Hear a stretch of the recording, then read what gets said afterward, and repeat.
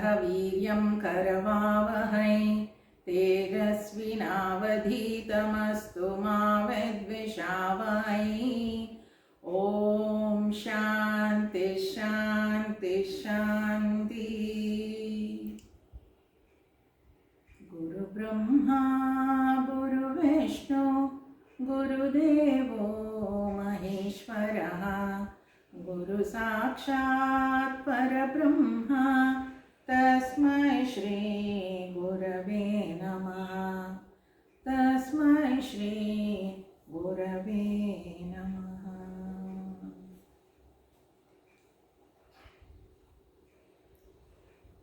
ओम नमो भगवते परमानंद स्वरूपाय भक्तवराय नारदाय च। ओम नमो नमः। नारद भक्ति सूत्र ಅಥಾಥೋ ಭಕ್ತಿಂ ವ್ಯಾಖ್ಯಾಸ್ಯಾಮಃ. ನಾರದ ಮಹರ್ಷಿಗಳು ಹೇಳ್ತಾ ಇದ್ದಾರೆ, ಯಾರ್ಯಾರ ಮನೇಲಿ ಗಂಟೆ ಹೊಡಿತು, ಯಾರ ಕತೆ ಕೇಳಿದ್ರು ಅವ್ರಿಗೆ ನೆನಪಿರಬೇಕು. ಸರಿ, ಕ್ಲಾಸ್ ಆದಮೇಲೆ ಹೇಳಿ ಯಾರ್ಯಾರ ಮನೇಲಿ ಗಂಟೆ ಹೊಡಿತು ಅಂತ. ಮನೆಯಲ್ಲಿ ಗಂಟೆ ಹೊಡಿತಾ, ನಿಮ್ಮಲ್ಲಿ ಗಂಟೆ ಹೊಡಿತಾ? ಪಿಜ್ಜಾ ಹಟ್ಗಳಲ್ಲೂ ಇಟ್ಟಿರ್ತಾರೆ, ನೀವು ನೋಡಿರ್ಬೇಕು, ಒಂದು ಬೆಲ್ ಇಟ್ಟಿರ್ತಾರೆ. If you are happy with our service ring a bell ಅಂತ ನೋಡಿದ್ರಾ? ಪಿಜ್ಜಾ ಹಟ್ಟಲ್ಲಿ ರಿಂಗ್ ದಿ ಬೆಲ್ ಟ್ವೈಸ್ ಅಂತ ಏನೋ ಇಟ್ಟಿರ್ತಾರೆ. ಯಾಕೆ ಹೇಳಿದೆ ಅಂತಂದರೆ, ಯಜ್ಞ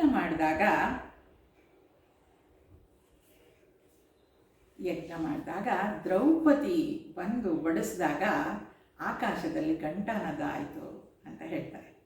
ಯಾಕೆ ಆ ಘಂಟಾನಾದ ಆಯಿತು? ಆ ಘಂಟಾನಾದ ಆಗಿದ್ದು ಯಾತಕ್ಕೆ? ಆಕೆ ಬಡಿಸುವಾಗ ಅವಳ ಮಾತಿನಲ್ಲಿ ಮಾಧುರ್ಯತೆ ಇತ್ತು, ಮನಸ್ಸಿನಲ್ಲಿ ಉಲ್ಲಾಸ ಇತ್ತು ಮತ್ತು ಶರೀರದಲ್ಲಿ ವಿನಯತೆ ಇತ್ತು. ಆ ಮೂರೂ ಕೂಡ ಒಟ್ಟಿಗೆ ಆದಾಗ ಆಕಾಶದಲ್ಲಿ ಘಂಟಾನಾದ ಆಯಿತು ಅಂತ ಹೇಳ್ತಾರೆ. ಈ ಸತ್ಸಂಗದಲ್ಲಿ ಕೂಡ ಅದೇ ಆಗಬೇಕಾಗಿರೋದು.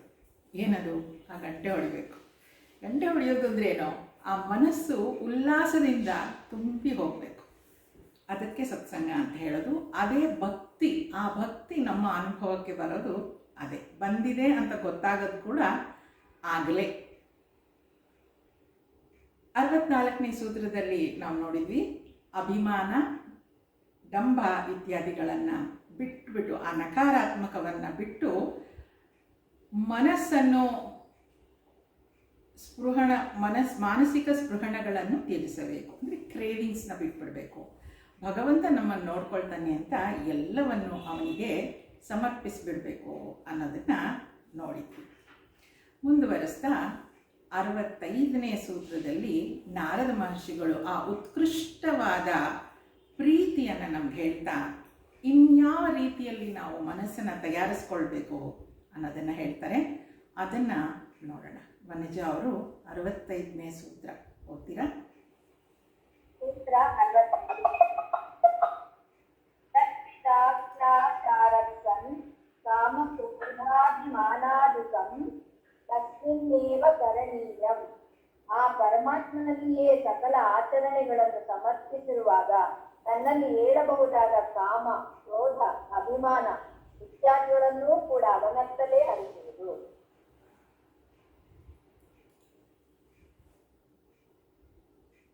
ಈ ಪರಮಾತ್ಮನಲ್ಲಿಯೇ ಸಕಲ ಆಚರಣೆಗಳನ್ನು ಸಮರ್ಪಿಸೋದು ಅಂತ ಹೇಳ್ತಾ ಇದ್ದಾರೆ.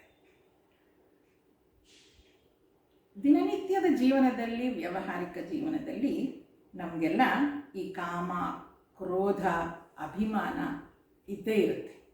ಎಷ್ಟೇ ಅಂದ್ಕೊಂಡ್ರು ನಮಗಿದೆಲ್ಲ ಬೇಡ ಅಂತ ಅಂದ್ಕೊಳ್ತಾ ಇದ್ರು ಕೂಡ ಅದು ಅಲ್ಲೊಂಚೂರು ಇಲ್ಲೊಂಚೂರು ಹೇಳ್ತಾನೇ ಇರುತ್ತೆ. ಅದಕ್ಕೆ ಏನು ಹೇಳ್ತಾ ಇದ್ದಾರೆ ನಾರದ ಮಹರ್ಷಿಗಳು, ಅದೆಲ್ಲವನ್ನು ಭಗವಂತನಿಗೆ ಅರ್ಪಿಸಿಬಿಡಬೇಕು ಅಂತ. ಹೇಗೆ ಅದೆಲ್ಲವನ್ನು ಭಗವಂತನಿಗೆ ಅರ್ಪಿಸೋದು? ರಾಧೆಗೆ ಒಂದ್ಸಲ ಕೋಪ ಬಂತಂತೆ ಕೃಷ್ಣನ ಮೇಲೆ. ಕಾಯ್ತಾ ಇದ್ದಾಳೆ. ಅವತ್ತು ರಾಸಲೀಲೆಗೆ ಕೃಷ್ಣ ಬರಬೇಕು, ಎಷ್ಟೊತ್ತಾದರೂ ಬರಲೇ ಇಲ್ಲ. ರಾಧೆಗೆ ಕೋಪ ಬರುತ್ತೆ. ಏನು ಇಷ್ಟೊತ್ತಾದರೂ ಕೃಷ್ಣ ಬರಲೇ ಇಲ್ಲ, ಇವ್ನಿಗೆ ಯಾವಾಗಲೂ ನಾವು ಕಾಯ್ತಾನೆ ಇರಬೇಕಾ? ಏನು ಮಾಡಿದ್ಲು? ತಾನೇ ಕೃಷ್ಣನ ಥರ ಡ್ರೆಸ್ ಮಾಡ್ಕೊಂಡ್ಬಿಟ್ರು. ಎಲ್ಲ ನವಿಲ್ಗರಿ ಎಲ್ಲ ಚುಚ್ಕೊಂಡು ತಾನೇ ಆ ಕೃಷ್ಣನ ಥರ ಡ್ರೆಸ್ ಮಾಡಿಕೊಂಡು ರಾಸಲೀಲೆ ಆಡಲಿಕ್ಕೆ ಹೊರಟುಬಿಟ್ರು. ಎಲ್ಲರೂ ಅವಳನ್ನೇ ಕೃಷ್ಣ ಅಂದ್ಕೊಂಡು ರಾಸಲೀಲೆ ಪ್ರಾರಂಭಿಸಿಬಿಟ್ರು ಗೋಪಿಕೆಯರೆಲ್ಲ. ಎಷ್ಟೋ ಹೊತ್ತಾದ್ಮೇಲೆ ಕೃಷ್ಣ ಬಂದ, ಅಲ್ಲಿ ಕೂತಿರ್ತಾನೆ, ಅವನ ಕಡೆ ಯಾರೂ ತಿರುಗಿ ನೋಡೋದಿಲ್ಲ. ಈ ಕೋಪ ಅನ್ನೋದನ್ನು, ಕ್ರೋಧ ಅನ್ನೋದನ್ನು ಕೂಡ ಆ ಭಗವಂತನ ಕಡೆ ತಿರುಗಿಸ್ಬೇಕು ಅನ್ನೋದಾದರೆ ಇದು. ಕ್ರೋಧ ಇದ್ದರೂ ಕೂಡ ಆ ಭಗವಂತನ ರೂಪ ಮರೆಯೋದಿಲ್ಲ ನೋಡಿ ಅವಳು. ಬೇರೆ ಯಾರನ್ನೋ ಶಿವನಿಂದೇನೋ ಅಥವಾ ಮತ್ಯಾರಿಂದೇನೋ ಹೋಗಲಿಲ್ಲ ಅವಳು, ಕೃಷ್ಣ ಬರಲಿಲ್ಲ ಅಂತ. ಕೋಪ ಬಂದಾಗಲೂ ಕೂಡ ಆ ಕೃಷ್ಣನನ್ನೇ ನೆನಪಿಸ್ಕೊಂಡು, ಅವನ ರೂಪವನ್ನೇ ನೆನೆಸ್ಕೊಂಡು ಅವನ ಥರನೇ ಡ್ರೆಸ್ ಮಾಡಿಕೊಂಡ್ರು ಅಲ್ವಾ? ಅಂದರೆ ಆ ಕೋಪವನ್ನು ಕೂಡ ಭಗವಂತನ ಕಡೆಗೆ ತಿರುಗಿಸೋದು ಅಂತ ಹೇಳಿದ್ರೆ ಹಾಗೆ. ಏನಕ್ಕೆ ಕೋಪ ಬರಲಿ, ಯಾರ್ಯಾರ ಮೇಲೋ ಕೋಪ ಮಾಡ್ಕೊಳ್ಳೋ ಬದಲು ಭಗವಂತನ ಮೇಲೆ ಕೋಪ ಮಾಡ್ಕೊಳ್ಳೋದು. ಸತ್ಸಂಗ ಮಾಡು ಅಂತ ಹೇಳ್ತೀಯ, ನೀನು ವ್ಯವಸ್ಥೆ ಮಾಡ್ಕೊಡೋದಿಲ್ಲ. ಸತ್ಸಂಗಕ್ಕೆ ಹೋಗು ಅಂತ ಹೇಳ್ತೀಯ, ವ್ಯವಸ್ಥೆ ಮಾಡ್ಕೊಡೋದಿಲ್ಲ. ನೀನು ತಾನೇ ಮಾಡ್ಕೊಡ್ಬೇಕು. ನೀನು ಮಾಡಿಕೊಟ್ರೆ ತಾನೇ ನಾನು ನಿನ್ನ ಬಗ್ಗೆ ಮಾತಾಡ್ಲಿಕ್ಕಾಗೋದು. ಈ ರೀತಿಯ ಕೋಪ ಭಗವಂತನ ಮೇಲೆ, ಅಂದರೆ ಅವನ ಕಡೆನೇ ತಿರುಗಿಸ್ಕೊಡೋದು, ಅವನ ಮೇಲೆ ಕೋಪ ಮಾಡ್ಕೊಳ್ಳೋದು. ಈ ರೀತಿಯ ಭಕ್ತ ಭಗವಂತನ ಸಂಬಂಧ ಆಗಬೇಕಂತ. ಅಭಿಮಾನ ಇತ್ಯಾದಿಗಳು ಕೂಡ, ಇತ್ಯಾದಿ ಅಂತ ಹೇಳುವಾಗ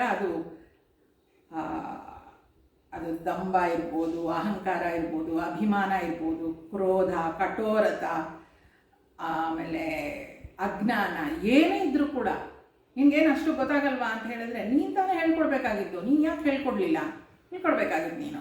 ಆ ಥರ ಪ್ರತಿಯೊಂದನ್ನು ಆ ಭಗವಂತನ ಕಡೆಗೆ ತಿರುಗಿಸ್ಬಿಡೋದಂತೆ. ಆ ಪರಮಾತ್ಮನಲ್ಲಿಯೇ ಸಕಲ ಆಚರಣೆಗಳನ್ನು ಸಮರ್ಪಿಸಿರುವಾಗ ತನ್ನಲ್ಲಿ ಏಳಬಹುದಾದ ಕಾಮ, ಕ್ರೋಧ, ಅಭಿಮಾನ ಇತ್ಯಾದಿಗಳನ್ನೂ ಕೂಡ ಅವನತ್ತಲೇ ಹರಿಸುವುದು. ಈಗ ನಾವೇನು ನೋಡ್ತಾ ಇದ್ದೀವಿ? ಈ ಗೌಣಿ ಭಕ್ತಿ, ಗೌಣಿ ಅಂದರೆ ಸತ್ವ ರಜಸ್ ತಮಸ್ ಭಕ್ತಿಯನ್ನು ಪರಾಭಕ್ತಿಯ ಕಡೆಗೆ ತಿರುಗಿಸೋದು ಹೇಗೆ, ಸತ್ವದಿಂದ ಪರಾಭಕ್ತಿ ಕಡೆಗೆ ಹೋಗೋದು ಹೇಗೆ ಅಂತ.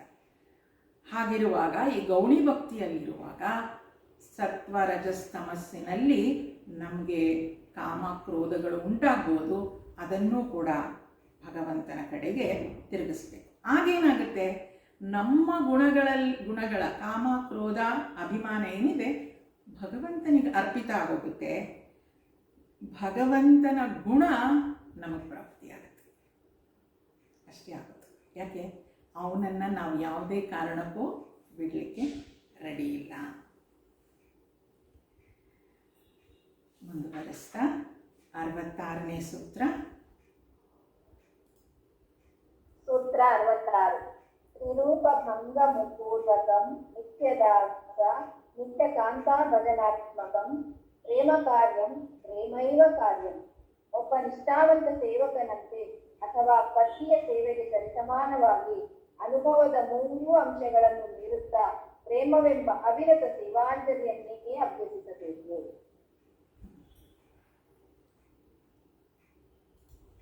ಎಷ್ಟು ಸುಂದರವಾಗಿದೆ ನೋಡಿ. ಪ್ರೇಮ ಕಾರ್ಯಂ ಪ್ರೇಮೈವ ಕಾರ್ಯಂ, ಆ ಪ್ರೇಮವನ್ನೇ ಮಾಡಬೇಕು, ಬೇರೆ ಏನನ್ನೂ ಮಾಡೋದು ಬೇಡ ಅಂತ. ಹೇಗೆ? ತ್ರಿರೂಪ ಭಂಗ ಪೂರ್ವಕಂ. ತ್ರಿರೂಪ ಭಂಗ, 3 ರೂಪ ಭಂಗ ಅಂತ ಹೇಳುವಾಗ ಅಲ್ಲಿ ಸತ್ವ ರಜಸ್ ತಮೋ ಗುಣ ಅಂತನೋ ಆಗತ್ತೆ. ಇಲ್ಲಾಂದರೆ ಆ ಆರ್ಥಭಕ್ತಿ, ಅರ್ಥಾರ್ಥಿ ಭಕ್ತಿ ಮತ್ತು ಜಿಜ್ಞಾಸು ಭಕ್ತಿ. ಅರ್ಥ ಅಂತ ಹೇಳಿದ್ರೆ ಸಂಕಟ ಬಂದಾಗ ವೆಂಕಟರಮಣ ನನಗೇನೋ ಬೇಕಾಗಿರುತ್ತೆ, ಆಗ ಭಗವಂತನನ್ನು ಬೇಡ್ತೀನಿ. ಅರ್ಥಾರ್ಥಿ, ಅರ್ಥ ಅಂದರೆ ಕಷ್ಟ ಬಂದಾಗ ಭಗವಂತನನ್ನು ಆರಾಧಿಸೋದು. ಅರ್ಥಾರ್ಥಿ ಅಂದರೆ ನನಗೇನೋ ಬೇಕು, ಅದಕ್ಕೋಸ್ಕರ ಭಗವಂತನನ್ನು ಪ್ರಾರ್ಥಿಸೋದು. ಜಿಜ್ಞಾಸು ಅಂತ ಹೇಳುವಾಗ ಏನಿದೆ ಅಂತ ತಿಳ್ಕೊಳ್ಳೋದಕ್ಕೋಸ್ಕರ ಭಗವಂತನನ್ನು ಭಕ್ತಿ ಮಾಡೋದು. ಇದನ್ನೆಲ್ಲ ಕಾಮ ಕ್ರೋಧ ಅಭಿಮಾನ, ಅದು ತ್ರಿಭಂಗಿ, ಕಾಮ ಕ್ರೋಧ ಅಭಿಮಾನ. ಹಿಂದಿನ ಶ್ಲೋಕದಲ್ಲಿ ನೋಡೋದು, ಸೂತ್ರದಲ್ಲಿ ಕರ್ಮ ಕರ್ತ ಭೋಕ್ತ ಈ ತ್ರಿಭಂಗಿ ಕೂಡ ಆಗುತ್ತೆ. ಅಥವಾ ಸತ್ವ ರಜಸ್ತಮೋ ಗುಣಗಳ ಭಕ್ತಿ, ಇದು ಎಲ್ಲವನ್ನು ಬಿಟ್ಟು ಆ ಪರಾಭಕ್ತಿ ಕಡೆಗೆ ಹೋಗಬೇಕಾದ್ರೆ ಏನು ಮಾಡಬೇಕು? ನಿತ್ಯದಾಸ. ನಿತ್ಯದಾಸ ಮತ್ತು ಕಾಂತಾಭಕ್ತಿ ಅಂತ ಎರಡು ಹೇಳ್ತಾರೆ ಇಲ್ಲಿ. ನಿತ್ಯ ಭಕ್ತ ಅಂತಂದರೆ ಸದಾ ಭಗವಂತನಿಗೆ ದಾಸನಾಗಿರೋದು. ಹನುಮಂತ ಯಾವಾಗಲೂ ರಾಮನ ಪದತಳದಲ್ಲಿ ಕೂತಿರ್ತಾ ಇದ್ದಂತೆ. ದಾಸ. ಅವನಿಗೆ ಎದ್ರು ಕೂತ್ರು ಊಟ ಮಾಡಕ್ಕೆ ಹೋದ್ರು, ಎಲ್ಲಿಗೆ ಹೋದರೂ ಕೂಡ ಶ್ರೀರಾಮನೇ. ಹನುಮಂತ ದಾಸನಾಗಿ ಸೇವೆ ಮಾಡ್ತಾ ಇದ್ದ. ಅಂದರೆ ದಾಸಭಕ್ತಿ ಅಂತ ಹೇಳುವಾಗ ಬೇರೆಯವರ ಉಪಯೋಗಕ್ಕೆ, ಬೇರೆಯವರ ಸಂತೋಷಕ್ಕೆ ನಾನು ನನ್ನನ್ನು ಸಮರ್ಪಿಸ್ಕೊಳ್ಬೇಕು, ಅದು ದಾಸಭಕ್ತಿ ಅಂತ. ಅವನ ಸೇವೆಗಾಗಿ, ಅವನಿಗಾಗಿ ನನ್ನ ಸಮಯವನ್ನು ಪೂರ್ತಿಯಾಗಿ ಅವನಿಗೆ ಸಮರ್ಪಿಸ್ಬಿಡೋದು. ಇನ್ನು ಕಾಂತಾಭಕ್ತಿ ಅಂತ ಹೇಳುವಾಗ, ಈಗ ನೋಡಿ, ಭಕ್ತಿ ಅಂತ ಹೇಳುವಾಗಲೂ ಕೂಡ, ಈ ದಾಸಭಕ್ತಿ ಅಂತ ಹೇಳುವಾಗಲೂ ಕೂಡ 4 ವಿಧದಲ್ಲಿ ನಮಗೆ ಬಂದ್ಬಿಡುತ್ತೆ. ದಾಸ ನಾವೇನಾದರೂ ಭಗವಂತನಿಗೆ ಮಾಡುವಾಗ ಅವನಿಂದ ಎಕ್ಸ್ಪೆಕ್ಟೇಷನ್ ಇರುತ್ತೆ. ನಮಗೆ ಸೇವೆ ಮಾಡುವಾಗ ಎಕ್ಸ್ಪೆಕ್ಟೇಷನ್ ಇರುತ್ತಲ್ವ, ಮಾಂಗನ ಅಂದರೆ ನನಗೇನೋ ಕೊಡಬೇಕು ನೀನು ಅಂತ. ದಾಸನಿಗೆ ಮಾಡುವಾಗ ಹನುಮಂತ ಕೂಡ ರಾಮನಿಂದ ಭಕ್ತಿಯನ್ನು ಎಕ್ಸ್ಪೆಕ್ಟ್ ಮಾಡ್ತಾ ಇದ್ದ, ಪ್ರೀತಿ ಅಂತ. ನನಗೆ ಪ್ರೀತಿ ಬೇಕು, ನಾನೇನೋ ಎಕ್ಸ್ಪೆಕ್ಟ್ ಮಾಡ್ತಾ ಇದ್ದೀನಿ, ಕೇಳ್ತಾ ಇದ್ದೀನಿ ಅನ್ನೋದು ಒಂದಾಗುತ್ತೆ, ಅಂದರೆ ಮಾಂಗ ಕೇಳೋದು. ಇನ್ನೊಂದು, ನೀನು ಕೊಟ್ಟಿದ್ದು ಸಾಕಾಗಲಿಲ್ಲ ಅಂತ ಶಿಕಾಯತ್, ಅವನಿಗೆ ಬೈಯೋದು. ಇಷ್ಟೇನೋ ಕೊಟ್ಟಿದ್ದು, ನಾನು ಇಷ್ಟು ಕೇಳದೆ ಇಷ್ಟು ಕೊಟ್ಟಿದ್ದೆ, ಅದಕ್ಕೆ ಯಾಕೆ ಕನ್ಫ್ಯೂಸ್ ಮಾಡ್ತೀನಿ, ಇನ್ನೊಂದು ಸ್ವಲ್ಪ ಜಾಸ್ತಿ ಕೊಡೋಕ್ಕಾಗ್ತಿರ್ಲಿಲ್ವ, ನಿನಗೇನು ಕಡಿಮೆ, ಆ ರೀತಿಯಾಗಿ ಹೇಳುವಂಥದ್ದು. ಕೊಟ್ಟ ಮೇಲೆ ಕೊಟ್ಟಿದ್ದಾನಲ್ವಾ, ಥ್ಯಾಂಕ್ ಯು ಹೇಳೋದು. ಮೊದಲು ಕೇಳೋದು, ಅವನೇನು ಕೊಡ್ತಾನೋ ಅದಕ್ಕೆ ಇಷ್ಟನ ಕೊಟ್ಟಿದ್ದು ಅಂತ ಶಿಕಾಯತ್ ಮಾಡೋದು. ಇಲ್ಲ ಅಂತ ಅಂದರೆ ಥ್ಯಾಂಕ್ ಯು ಹೇಳೋದು, ಸಾಕಷ್ಟು ಕೊಟ್ಟಿದ್ದಾನೆ ಅಂದರೆ. ಇದು 3 ಸೇವಕನ ಒಂದು ಗುಣ ಆಗೋಗ್ಬಿಡುತ್ತೆ, ಕೇಳೋದು ಅಂತ. ಅದನ್ನು ಮೀರಿದ್ದು ಪ್ರೀತಿ ಅಂತ ಆಗುತ್ತೆ. ಅಲ್ಲೇನೋ ಸೇವೆ, ಪ್ರೇಮ, ಪ್ರೀತಿಯಿಂದಷ್ಟೇ ನಾನು ಮಾಡೋದು, ನಿನ್ನಿಂದ ಏನೂ ಕೇಳೋದೇ ಇಲ್ಲ, ನನಗೆ ಸೇವೆ ಮಾಡಬೇಕು, ಮಾಡ್ತೀನಿ ಅಂತ. ರಾಮಕೃಷ್ಣ ಪರಮಹಂಸರು ಅವ್ರ ಜೊತೆಗೆ ಈ ಕೇಶವಚಂದ್ರ ಅಂತ ಒಬ್ಬರು ಇರ್ತಾರೆ. ಅವರು ರಾಮಕೃಷ್ಣ ಪರಮಹಂಸರ ಎಷ್ಟೋ ಪ್ರವಚನಗಳನ್ನು ಕೇಳಿ ಅವ್ರು ಕೇಶವಚಂದ್ರ ಅವ್ರ ಹತ್ರನೇ ಬಂದು ಇರ್ತಾರೆ. ಅವ್ರು ಪ್ರತಿದಿನ ಕಾಳಿ ಮಂದಿರಕ್ಕೆ ಹೋಗಿ ನಮಸ್ಕಾರ ಮಾಡಿ ಬರ್ತಾ ಇರ್ತಾರೆ. ರಾಮಕೃಷ್ಣ ಪರಮಹಂಸರು ಒಂದ್ಸಲ ಕೇಳ್ತಾರಂತೆ ಈ ಕೇಶವಚಂದ್ರನ, ನೀನು ದಿನ ದೇವಿ ಹತ್ರ ಹೋಗಿ ಬರ್ತೀಯಲ್ಲ, ಏನು ಮಾಡ್ತೀಯ? ನೀನೇನು ಅಲ್ಲಿ ಪೂಜೆ ಮಾಡ್ತಾ ಇರೋದು ನಾನು ನೋಡಲ್ಲ, ಅಥವಾ ಹೂವು ಅರ್ಪಿಸ್ತಾ ಇರೋದು ನೋಡಲ್ಲ, ಏನು ಮಾಡ್ತೀಯ ನೀನಲ್ಲಿ ಅಂತ. ಅದಕ್ಕೆ ಕೇಶವಚಂದ್ರ ಹೇಳ್ತಾರೆ, ನಾನು ಹೋಗಿ ಆ ಕಾಳಿ ಮಾತೆಗೆ ಥ್ಯಾಂಕ್ ಯು ಅಂತ ಹೇಳ್ಬಿಟ್ಟು ಬರ್ತೀನಿ ಅಂತ, ಧನ್ಯವಾದ ಹೇಳಕ್ಕೆ ಹೋಗ್ತೀನಿ ಪ್ರತಿದಿನ ಅಂತ. ರಾಮಕೃಷ್ಣ ಪರಮಹಂಸರು ಕಪಾಳಕ್ಕೆ ಬಂದು ಹೊಡಿತಾರಂತೆ.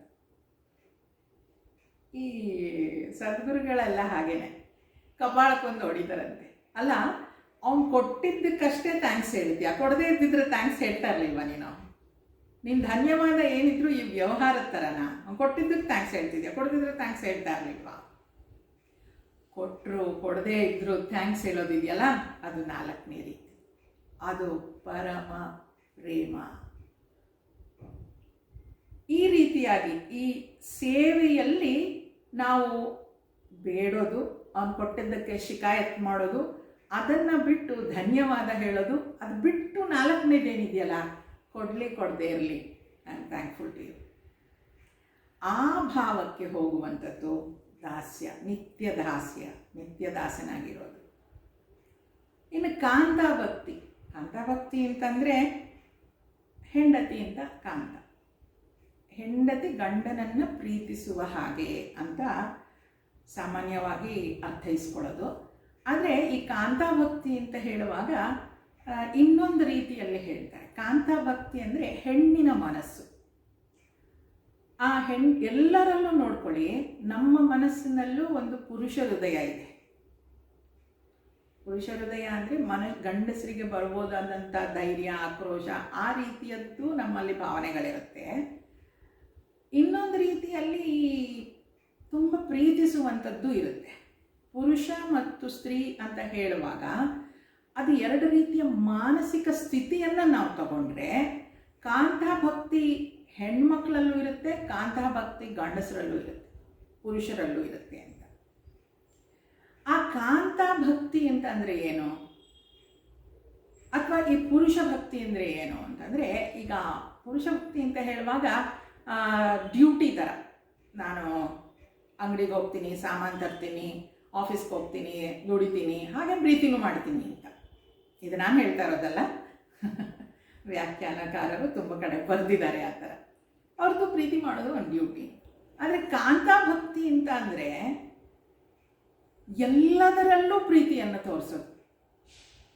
ಅದು ಅಂಗಡಿಗೆ ಹೋಗ್ತಾರಾ, ಮನೆಗೆ ಸಾಮಾನು ತರ್ತಾರಾ, ಮತ್ತೊಂದು ಕೆಲಸ ಮಾಡ್ತಾರಾ, ಎಲ್ಲದರಲ್ಲೂ ಪ್ರೇಮಮಯ. ಅದು ಕಾಂತಾ ಭಕ್ತಿ. ಇಲ್ಲಿ ಕಾಂತ ಅಂದ್ಕೂಡಲೇ ಬರೀ ಹೆಂಡತಿ ಅಂತ ಅಂದ್ಕೊಳ್ಳೋಗಿಲ್ಲ. ಆ ಕಾಂತಾ ಭಕ್ತಿ ಅನ್ನೋದು ಹೆಂಗಸಿನಲ್ಲೂ ಇರ್ಬೋದು, ಆ ಕಾಂತಾ ಭಕ್ತಿ ಅನ್ನೋದು ಒಂದು ಗಂಡಿನಲ್ಲೂ ಇರ್ಬೋದು. ಅದು ಮನಸ್ಸಿನ ಒಂದು ಸ್ಥಿತಿ ಅಷ್ಟೇ. ಆ ರೀತಿಯ ಭಕ್ತಿಯನ್ನು ಗಂಡಸರು ಕೂಡ ಮಾಡ್ತಾರೆ, ಹಂಗಿಲ್ಲ ಅಂತ ಇಲ್ಲ. ಆದ್ದರಿಂದ ಇಲ್ಲಿ ಕಾಂತಾ ಭಕ್ತಿ, ನಿತ್ಯ ಕಾಂತ ಭಜನಾತ್ಮಕಂ, ಆ ಹೆಣ್ಣಿನ ಮನಸ್ಸು ಅಂತ ಏನು ಹೇಳ್ತೀವಲ್ಲ, ಅದು ಯಾವಾಗಲೂ ಪ್ರೇಮಿಸೋ ಹಾಗೆ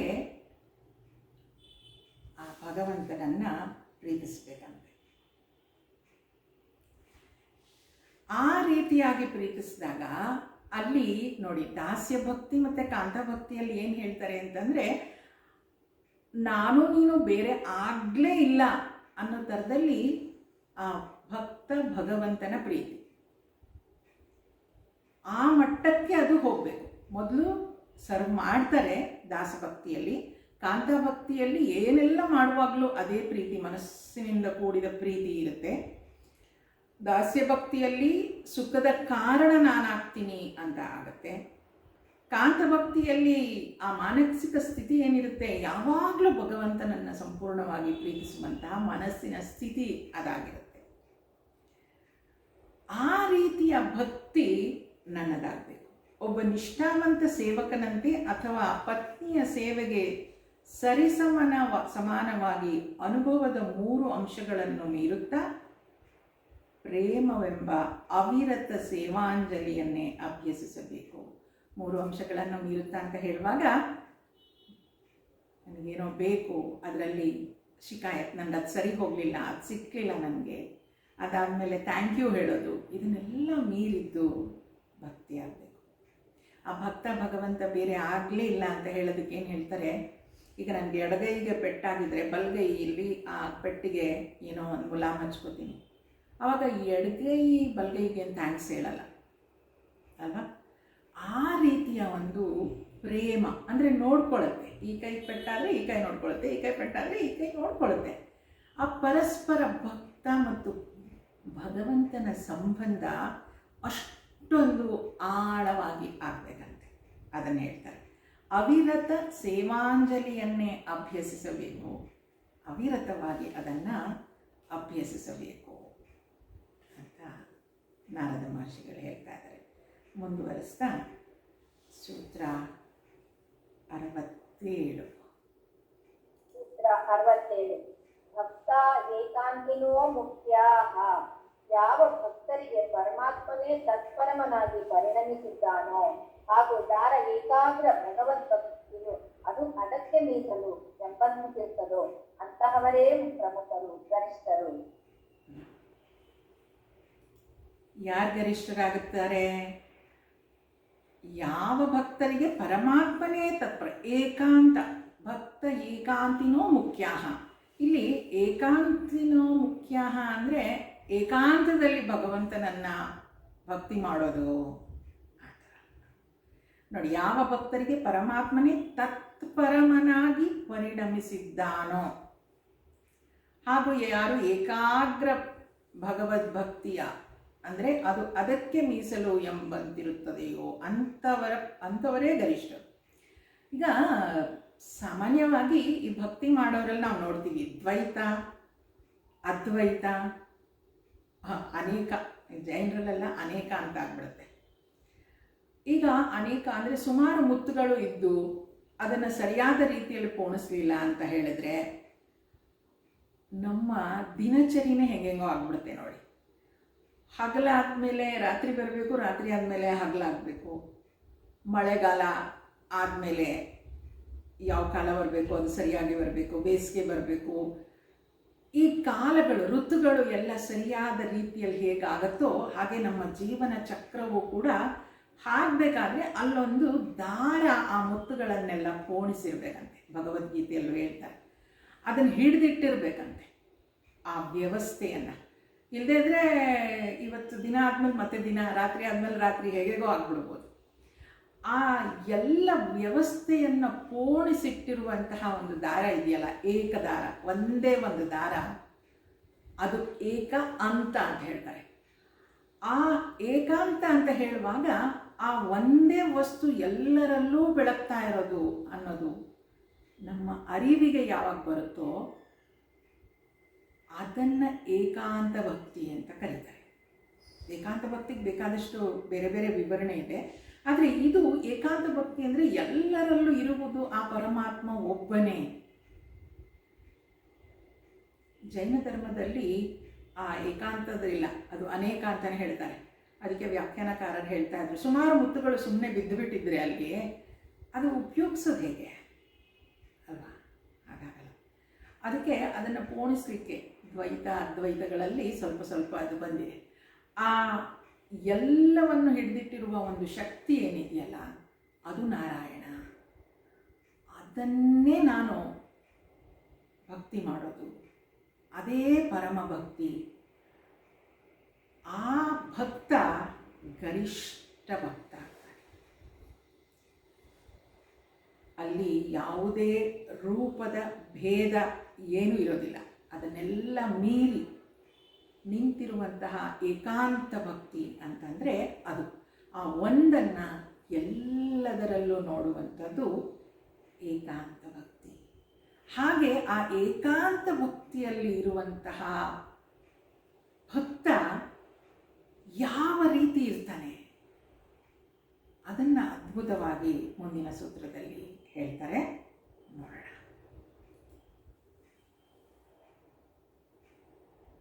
ಮುಂದಿನ ಸೂತ್ರ 68. ಕಂಠಾವರೋಧ ರೋಮಾಂಚಾಶ್ರುಭಿಃ ಪರಸ್ಪರಂ ಲಕ್ಷ್ಮಮಾನಾಃ ಪಾವಯಂತಿ ಕುಲಾನಿ ಪೃಥಿವೀಂಚ. ಗದ್ಗದಿತ ಕಂಠದೊಡನೆ ಅಶ್ರುಗಳಿಂದ ತೊಯ್ದು ಪುಳಕಿತಗೊಂಡ ದೇಹದೊಡನೆ ಒಬ್ಬರು ಮತ್ತೊಬ್ಬರೊಂದಿಗೆ ಪೂರ್ಣಗೊಳಿಸಲಾರದ ಶಬ್ದಗಳೊಂದಿಗೆ ಸಂವೇದಿಸುವಾಗ ಅಂತಹವರು ತಮ್ಮ ಮನೆತನಗಳನ್ನು ಹಾಗೂ ಕುಲಗಳನ್ನು ಪಾವನಗೊಳಿಸುವರು. ಮಾತ್ರವಲ್ಲದೆ ಇಡೀ ಸೃಷ್ಟಿಯಲ್ಲಿ ಮಹಿಮೆಯನ್ನು ತುಂಬುವರು. ಕಂಠಾವರೋಧನ ರೋಮಾಂಚಾಶ್ರುಭಿ 3 ಶಬ್ದಗಳು ಬರುತ್ತೆ ಅಲ್ಲಿ. ಕಂಠಾವರೋಧನ, ರೋಮಾಂಚನ, ಅಶ್ರುಭಿ. ಆ ರೀತಿಯ ಭಕ್ತ ಎಲ್ಲೆಲ್ಲೂ ಭಗವಂತನನ್ನೇ ನೋಡ್ತಾ ಇದ್ರೆ ಅವನಿಗೆ ಮಾತುಗಳೇ ಬರೋದಿಲ್ವಂತೆ. ಕಂಠಾವರೋಧನ, ಆ ಶಬ್ದಗಳೆಲ್ಲ ಕಂಠದಲ್ಲೇ ನಿಂತು ಬಿಡುತ್ತೆ. ನಮಗೂ ಜೀವನದಲ್ಲಿ ಸುಮಾರು ಸಲ ಈ ಅನುಭವ ಆಗಿರುತ್ತೆ. ಏನೋ ಹೇಳಬೇಕು ಅನಿಸ್ತಿರುತ್ತೆ, ಹೇಳೋಕ್ಕೆ ಆಗ್ತಾಯಿಲ್ಲ, ಗಂಟಲಲ್ಲಿ ಸಿಕ್ಕಾಕೊಳ್ತಾ ಇದೆ ಅನಿಸುತ್ತೆ. ಎಷ್ಟೋ ಸಲ ಗುರುಗಳ ಹತ್ರ ಹೋದಾಗ ಏನೇನೋ ಹೇಳಬೇಕು, ಏನೇನೋ ಮಾತಾಡಬೇಕು ಅಂದ್ಕೊಂಡು ಹೋಗಿರ್ತೀವಿ. ಅವ್ರ ಮುಂದೆ ಹೋಗಿ ನಿಂತಿದ್ರೆ ಏನೂ ಮಾತಾಡೋಕ್ಕೆ ಆಗಲ್ಲ. ಕಂಠಾವರೋಧನ. ಯಾಕೆ ಹಾಗಾಗುತ್ತೆ? ಅಷ್ಟೆಲ್ಲ ತಯಾರು ಮಾಡ್ಕೊಂಡು ನಾನು ಹೋಗಿದ್ದೀನಿ ಗುರುಗಳ ಹತ್ರ ಹೇಳ್ಕೋಬೇಕು ಅಂತ, ಆದರೆ ನನಗೆ ಅಲ್ಲಿ ಯಾಕೆ ಹೇಳೋಕ್ಕಾಗ್ತಾ ಇಲ್ಲ?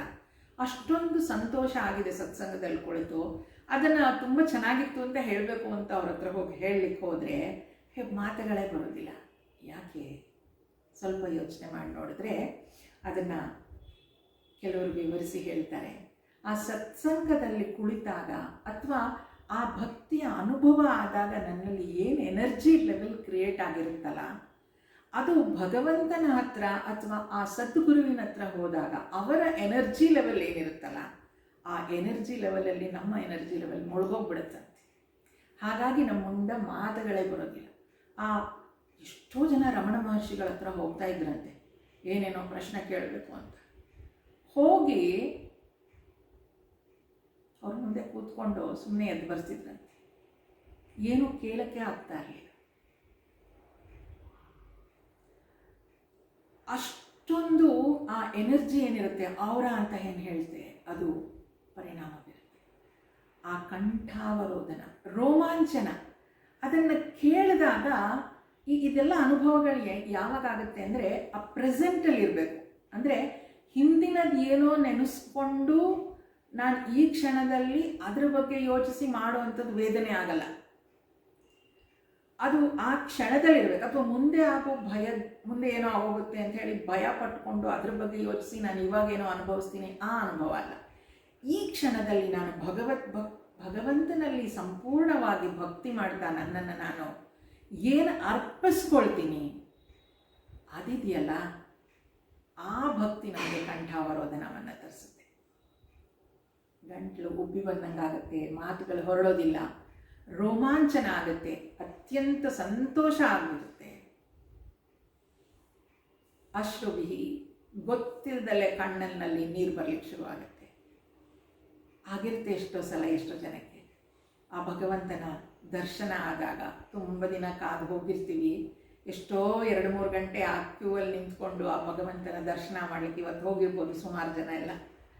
ವೈಕುಂಠ ಏಕಾದಶಿ ಆ ಭಗವಂತನ ಹತ್ರ ಹೋದ ಕೂಡಲೇ ಆಗುವ ಒಂದು ರೋಮಾಂಚನ, ಕಂಠಾವರೋಧನ, ಕಣ್ಣಲ್ಲಿ ನೀರು. ಅದು ದುಃಖದಿಂದ ಬರುವಂಥದ್ದಲ್ಲ, ಆ ಮನಸ್ಸು ತುಂಬಿ ಕಣ್ಣಲ್ಲಿ ಬರುವಂತಹ ನೀರು. ನಮ್ಮ ರಾಜರಾಜೇಶ್ವರಿ ನಗರದಲ್ಲೇ ಯಜ್ಞ ಆದಾಗ ಮೊದಲನೇ ಸಲ ಪೂಜ್ಯ ಸ್ವಾಮಿ ಬ್ರಹ್ಮಾನಂದರ ಯಜ್ಞ ಮಾಡಬೇಕು ನಾವಿಲ್ಲಿ ಅಂತ ಅಂದ್ಕೊಂಡು ಅವ್ರನ್ನ ಕೇಳಿಕೊಂಡು ಇಲ್ಲಿ 2015ರಲ್ಲಿ ಮೊದಲನೇ ಯಜ್ಞ. ಅವ್ರು ಬಂದು ಸುಮ್ಮನೆ ಒಂದು ಸಣ್ಣ ಸತ್ಸಂಗ ಕೊಟ್ಟು ಹೋಗ್ತಾಯಿದ್ರು, ದೊಡ್ಡದಾಗಿ ಮಾಡಬೇಕು ಅಂತ ಹೇಳಿ ನಾವು ಮಾಡಿದಾಗ 7 ದಿನಗಳ ಕಾಲ ಅವರಿಲ್ಲೇ ರಾಜರಾಜೇಶ್ವರಿ ನಗರದಲ್ಲಿ ಒಬ್ಬರು ಭಕ್ತರ ಮನೇಲಿ ಉಳ್ಕೊಂಡಿದ್ರು. ಹಾಗಾಗಿ ನಾವು ದಿನ ಬೆಳಗ್ಗೆ ಎದ್ದವ್ರನ್ನ ನೋಡೋದು, ಸಾಯಂಕಾಲ ಮಾತಾಡಿಸ್ಲಿಕ್ಕೆ ಹೋಗೋದು, ಸಾಯಂಕಾಲ ಅವ್ರದ್ದು ಯಜ್ಞಕ್ಕೆ ಹೋಗೋದು, ಈ ರೀತಿಯಾಗಿ ಆ 7 ದಿನಗಳು ಹೇಗೆ ಕಳೀತು ಗೊತ್ತೇ ಆಗಲಿಲ್ಲ. ಹೊರಡೋ ದಿನ ಬಂತು, ನಮ್ಮ ಮನೆಗೆ ಕಡೆ ದಿನ ಊಟಕ್ಕೆ ಕರೆದಿದ್ವಿ ಅವ್ರಿಗೆ. ಇಲ್ಲಿ ಪ್ರಸಾದ ಸ್ವೀಕರಿಸಿ ಅವ್ರು ಹೋಗುವಾಗ ಕೆಳಗಡೆ ಕಾರ್ ಹತ್ತಿಸ್ಲಿಕ್ಕೆ ಅಂತ ಹೋದರೆ ಬೇರೆ ನಮ್ಮ ರಾಜರಾಜೇಶ್ವರಿ ನಗರದ ಆತ್ಮೀಯರು ಭಕ್ತರು ಎಲ್ಲರೂ ಬಂದಿದ್ದರು. ನಾವೆಲ್ಲ ಹೋಗಿ ಕೆಳಗಡೆ ಕಳಿಸ್ಲಿಕ್ಕೆ ಹೋದರೆ ಎಲ್ಲರೂ ಕೈ ಮುಕ್ಕೊಂಡು ನಿಂತಿದ್ದೀವಿ. ಅವ್ರು ಕಾರ್ ಹತ್ತಿ ಸ್ವಾಮೀಜಿ ಹರಿಯೋಮ್ ಅಂತ ಹೇಳಿ ಹೊರಟರು. ಆಮೇಲೆ ನಾವೆಲ್ಲರೂ ಒಬ್ಬರು ಮುಖ ಒಬ್ಬರು ನೋಡ್ಕೊಳ್ತೀವಿ, ಎಲ್ಲರ ಕಣ್ಣಲ್ಲೂ ನೀರು, ಯಾರೂ ಏನೂ ಮಾತಾಡ್ತಾ ಇಲ್ಲ. ಆ ಭಾವನೆ ಅನ್ನೋದು ತುಂಬಿ ಬರುತ್ತೆ. ಭಕ್ತಿ ಭಾವನೆಯೇ ಅದು. ಅಲ್ಲಿ ಯಾಕೆ ಬಂತು, ಯಾಕೆ ಬರಲಿಲ್ಲ, ಯಾವಾಗ ಬಂತು, ಅದಕ್ಕೆಲ್ಲ there is no logic, there is no answer for that. ಅದು ಯಾವುದೂ ಇರೋದೇ ಇಲ್ಲ. ಅದು ಅತ್ಯಂತ ಆ ಸದ್ಗುರುವಿನ ಜೊತೆ ಇರೋದಾಗಲಿ ಅಥವಾ ಭಗವಂತನಲ್ಲಿ ಭಕ್ತಿ ಮಾಡೋದಾಗಲಿ ಈ ಭಾವನೆಯನ್ನು ಉಂಟು ಮಾಡುತ್ತೆ. ಕಂಠಾವರೋಧನ. ಅದೇನಾದರೂ ಹೇಳಲಿಕ್ಕಾಗ್ಬಿಟ್ರೆ ಅದು ಜ್ಞಾನ ಆಗೋಗ್ಬಿಡುತ್ತೆ, ಭಕ್ತಿ ಆಗಲ್ಲ. ಯಾಕೆ ಹೀಗಾಯಿತು, ನನಗೆ ಹಿಂಗೆ ಆಯ್ತಲ್ಲ, ಅಥವಾ ಹೀಗೀಗೆ ಮಾಡಬೇಕಾಗಿತ್ತು ಹೇಳಿಬಿಟ್ರೆ ಅದು ಜ್ಞಾನ ಆಗೋಗ್ಬಿಡುತ್ತೆ. ಯಾವಾಗ ಅದನ್ನು ಎಕ್ಸ್ಪ್ರೆಸ್ ಮಾಡ್ಕೊಳ್ಳೋಕ್ಕೆ ಆಗಲ್ವೋ ಅದು ಭಕ್ತಿ ಆಗುತ್ತೆ, ಅದು ಅನುಭವ ಆಗುತ್ತೆ. ಆ ಅನುಭವವನ್ನು ಮಾತಿನಲ್ಲಿ ಹೇಳಲಿಕ್ಕೆ ಬರೋದೇ ಇಲ್ಲ. ಅದನ್ನು ಹೇಳ್ತಾರೆ, ಗದ್ಗದಿತ ಕಂಠದೊಡನೆ ಅಶ್ರುಗಳಿಂದ ತೊಯ್ದು ಪುಳಕಿತಗೊಂಡ ದೇಹದೊಡನೆ ಒಬ್ಬರು ಮತ್ತೊಬ್ಬರೊಂದಿಗೆ ಪೂರ್ಣಗೊಳಿಸಲಾರದ ಶಬ್ದಗಳೊಂದಿಗೆ ಸಂವೇದಿಸುವಾಗ ಅಂತಹವರು ತಮ್ಮ ಮನೆತನಗಳನ್ನು ಹಾಗೂ ಕುಲಗಳನ್ನು ಪಾವನಗೊಳಿಸುವರು. ಮಾತ್ರವಲ್ಲದೆ ಇಡೀ ಪೃಥ್ವಿಯಲ್ಲಿ ಮಹಿಮೆಯನ್ನು ತುಂಬುವರು. ಆ ಭಕ್ತಿ ಅನ್ನೋದು ಎಲ್ಲೆಲ್ಲೂ ಈ ರೀತಿಯಲ್ಲಿ ಪಸರಿಸಿದಾಗ, ಹರಡಿದಾಗ ಏನಾಗುತ್ತೆ, ಇಡೀ ಪೃಥ್ವಿಯಲ್ಲಿ ಮಹಿಮೆಯನ್ನು ತುಂಬುವರು. ಅದು ತುಂಬ ಪವಿತ್ರವಾಗಿ ಹೋಗುತ್ತೆ ಅಂತ ಮಹರ್ಷಿಗಳು ಹೇಳ್ತಾರೆ. ಮುಂದಿನ ಸೂತ್ರ 69. ಕೀರ್ತಿ ಕುರುವಂತಿ ತೀರ್ಥಾನಿ ಸುಕೃತ್ಮೇ ಕುರುವಂತಿ ಸಕರ್ಮಾಣಿ ಚರ್ಚಾಸ್ತ್ರೇ ಕುರುವಂತಿ ಶಾಸ್ತ್ರಾಣಿ. ಇವರುಗಳು ತೀರ್ಥಕ್ಷೇತ್ರಗಳನ್ನು ಪವಿತ್ರಗೊಳಿಸುತ್ತಾರೆ, ಕರ್ಮಗಳಿಗೆ ಸಂಸ್ಕಾರದ ಸೂತ್ರವನ್ನು ಜೋಡಿಸುತ್ತಾರೆ, ಶಾಸ್ತ್ರದ ಶಾಸನ ಗಾಂಭೀರ್ಯವನ್ನು ಎತ್ತಿ ಹಿಡಿಯುತ್ತಾರೆ. ಅಂತಹ ಮಹಾತ್ಮರು ಯಾವ ಥರ ಮಹಾತ್ಮರು? ಆ ಭಕ್ತಿ ತಮಸಿಕ ರಜಸಿಕ ಸಾತ್ವಿಕವನ್ನು ಮೀರಿ ಆ ಪರಾಭಕ್ತಿಗೆ ಹೋಗ್ತಾ ಇರೋರು, ಅದನ್ನು ಆಗಲೇ ತಮ್ಮದಾಗಿಸ್ಕೊಂಡಿರೋರು. ಅದ್ಭುತ ನೋಡಿ, ಅವ್ರು ಹೇಗಿರ್ತಾರೆ. ಅಂತಹ ಭಕ್ತರು ಅವರೇ ತೀರ್ಥಸ್ಥಾನ. ತೀರ್ಥ ಅಂತಂದರೆ ಈಗ ಯಾವ ಒಂದು ಜಾಗವನ್ನು ತೀರ್ಥಸ್ಥಾನ ಅಂತ ಹೇಳ್ತೀವಿ, ಅಲ್ಲಿ ಏನೋ ಒಂದು ಮಹತ್ತರ ಘಟನೆ ನಡೆದಿರಬೇಕು. ಯಾವಾಗಲೂ ಯಾರೋ ಒಬ್ಬರು ಸಾಧು ಸಂತು ಅಲ್ಲಿ ಕೂತು ತಪಸ್ಸು ಮಾಡಿರಬೇಕು. ಬೋಧಿ ವೃಕ್ಷವನ್ನು ನೋಡ್ಲಿಕ್ಕೆ ಹೋಗ್ತೀವಿ, ಗಯಾಗೆ ಹೋಗ್ತೀವಿ ಅಲ್ವಾ, ಅಲ್ಲಿ ಏನೋ ಆಗಿರಬೇಕು. ಕಾಶಿಗೆ ಹೋಗ್ತೀವಿ, ಅಯೋಧ್ಯೆಗೆ ಹೋಗ್ತೀವಿ, ಏನಾಗಿದೆ ಅಲ್ಲೆಲ್ಲ, ರಾಮೇಶ್ವರಕ್ಕೆ ಹೋಗ್ತೀವಿ, ಅಲ್ಲಿ ಯಾವುದೋ ಒಂದು ಭಕ್ತನಿಂದ ಏನೋ ಒಂದು ಘಟಿಸಿದೆ. ಗೋಕರ್ಣಕ್ಕೆ ಹೋಗ್ತೀವಿ ಅಲ್ವಾ, ಅದಕ್ಕೆ ಆ ಕ್ಷೇತ್ರ ತೀರ್ಥ ಕ್ಷೇತ್ರ ಆಗಿದೆ. ಅಲ್ಲಿ ಯಾರೋ ಕೂತು ನಿರಂತರವಾಗಿ ತಪಸ್ಸು ಮಾಡಿದ್ದಾರೆ, ಅಲ್ಲಿ ಏನೋ ಒಂದು ಅದ್ಭುತ ಘಟನೆ ನಡೆದಿದೆ, ಆದ್ದರಿಂದ ನಾವು ಅಲ್ಲಿಗೆ ಹೋಗ್ತೀವಿ ತೀರ್ಥ. ಆದರೆ ಇಲ್ಲಿ ನೋಡಿ, ಆ ಭಕ್ತ ಏನು ಮಾಡ್ತಾನೆ, ತೀರ್ಥಕ್ಷೇತ್ರಗಳನ್ನು ಪವಿತ್ರಗೊಳಿಸ್ತಾನಂತೆ. ಗಂಗೆಯಲ್ಲಿ ಸ್ನಾನ ಮಾಡಲಿಕ್ಕೆ ಸಾವಿರಾರು ಜನ ಹೋಗ್ತಾರೆ. ಅಲ್ಲಿ ಆ ನೀರಲ್ಲಿ ಮುಳುಗಿದ್ರೆ ನನ್ನ ಪಾಪ ಎಲ್ಲ ತೊಳೆದು ಹೋಗುತ್ತೆ ಅಂತ. ಹಾಗಾದರೆ ಎಲ್ಲರ ಪಾಪ ತೊಳಿತಾ ತೊಳಿತಾ ತೊಳಿತಾ ಗಂಗೆ ಏನಾಗಿರಬೇಕು, ಪಾಪಿ ಆಗೋಗಿರಬೇಕು ಅಲ್ವಾ. ಎಲ್ಲ ಪಾಪ ಕಳ್ಕೊಳ್ಳೋಕೆ ನಾವು ಅದು ಹಾಗಾಗಲ್ಲ.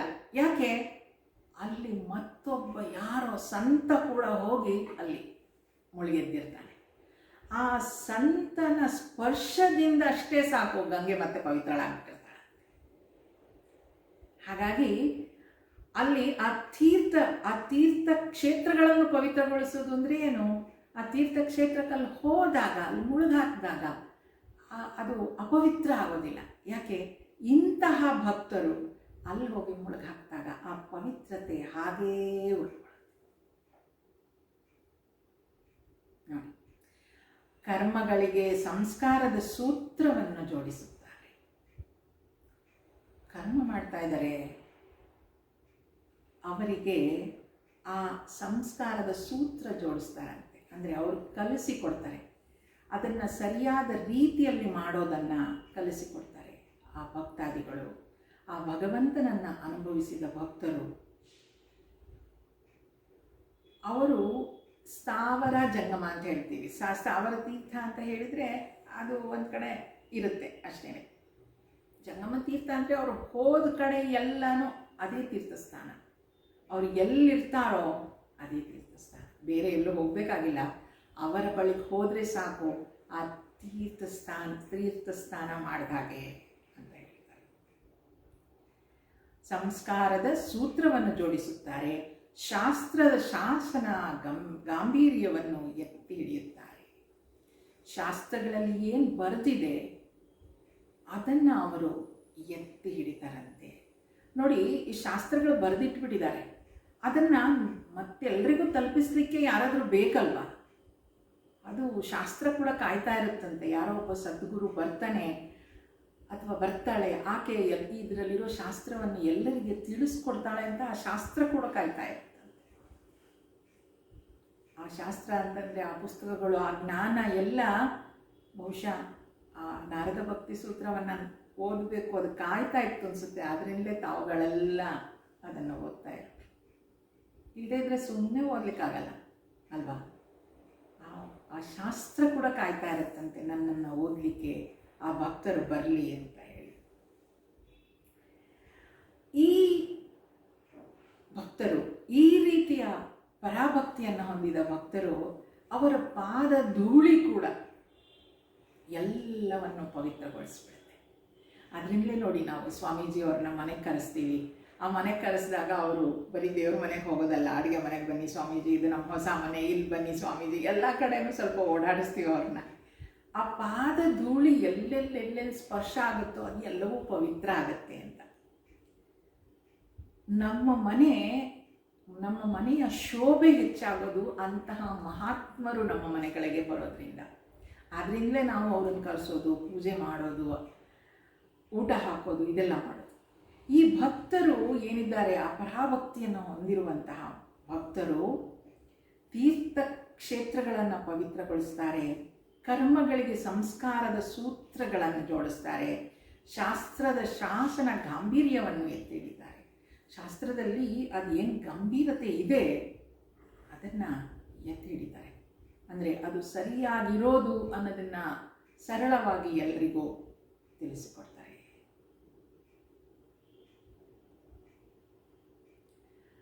ಹಾಗಾಗಿ ಇಂತಹ ಭಕ್ತರು ಶ್ರೇಷ್ಠ ಅಂತ ಅನ್ನಿಸ್ಕೊಳ್ತಾರೆ. ಮುಂದುವರಿಸ್ತಾ, ಹಾಗಾದರೆ ಅವ್ರು ಹೇಗಿರ್ತಾರೆ? ಮುಂದಿನ ಸೂತ್ರ 70. ತನ್ಮಯಾಹ, ಏಕೆಂದರೆ ಅವನಲ್ಲಿ ತನ್ಮಯರಾಗಿರುತ್ತಾರೆ. 71 ಕೂಡ ಓದಿ. ಮುಂದಿನ ಸೂತ್ರನೂ ಓದಿ 71.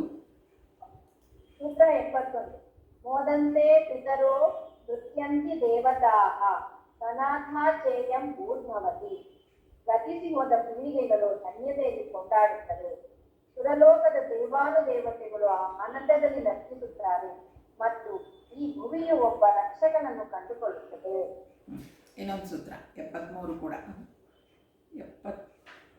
72 ಕೂಡ. ನೆಕ್ಸ್ಟ್ ಓದ್ಲಾ? ನಾಸ್ತಿ ಸೂತ್ರ 72. ನಾಸ್ತಿ ತೇಷು ಜಾತಿ ವಿದ್ಯಾರೂಪ ಕುಲಧನ ಕ್ರಿಯಾದಿ ಭೇದ. ಅಂತಹವರಲ್ಲಿ ಸಿದ್ಧಪುರುಷರ ಪೈಕಿ ಜಾತಿ, ಸಂಸ್ಕೃತಿ, ಸೌಂದರ್ಯ, ಮನೆತನ, ಸಂಪತ್ತು ಅಥವಾ ವೃತ್ತಿಗಳ ಆಧಾರದ ಯಾವುದೇ ಭೇದವಿರುವುದಿಲ್ಲ. ಇನ್ನೂ ಒಂದು ಸೂತ್ರ. ಸೂತ್ರ 73. ಯತಸ್ತದೀಯಾಹ, ಏಕೆಂದರೆ ಅದು ಪರಮಾತ್ಮನ ದಿವ್ಯ ನಿಜ ಸ್ವರೂಪವಾಗಿದೆ. ಇದೆಲ್ಲ ಕಂಟಿನ್ಯೂಟಿ ಇರೋದ್ರಿಂದ ಸಣ್ಣ ಸಣ್ಣ ಸೂತ್ರಗಳಾಗಿರೋದ್ರಿಂದ ಒಟ್ಟಿಗೆ ಓದಿದ್ದು. ತನ್ಮಯಾಹ, ಅಂಥ ಭಕ್ತ ಹೇಗಿರ್ತಾನೆ? ಅವನು ತನ್ಮಯನಾಗಿರ್ತಾನೆ. ತನ್ಮಯ ಹೇಗಾಗ್ಲಿಕ್ಕೆ ಸಾಧ್ಯ? ನಾನು ಭಗವಂತ ಬೇರೆ ಬೇರೆ ಅಂದ್ಕೊಂಡಾಗಷ್ಟೇ ತನ್ಮಯತೆ ಇರೋದಿಲ್ಲ. ನಾನು ಭಗವಂತ ಒಂದೇ ಆಗೋಗ್ತೀವಲ್ಲ, ಅದು ತನ್ಮಯ. ಆ ತನ್ಮಯತೆ ಅಹಂಕಾರ ಹೋಗಿ